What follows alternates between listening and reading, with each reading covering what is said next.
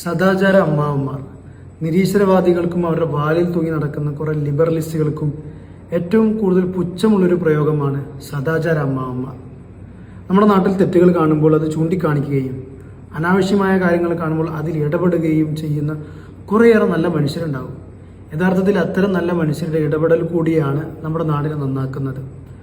പക്വതയെത്താത്ത കുട്ടികളെ അനാവശ്യമായ പല കാര്യങ്ങളും പറഞ്ഞ് പ്രലോഭിപ്പിച്ച് അവരെ മോശമായ സാഹചര്യങ്ങളിലേക്ക് എത്തിക്കുകയും my life is my choice എന്ന ആശയം കുത്തിക്കയറ്റി ഒരു കുട്ടിക്ക് എന്തുമാകാം എന്ന ചിന്താഗതി സൃഷ്ടിക്കുകയും ചെയ്യുന്ന ചില സോക്കോൾഡ് ബുദ്ധിജീവികൾക്കാണ് ഇവരോട് കൂടുതൽ പുച്ഛം.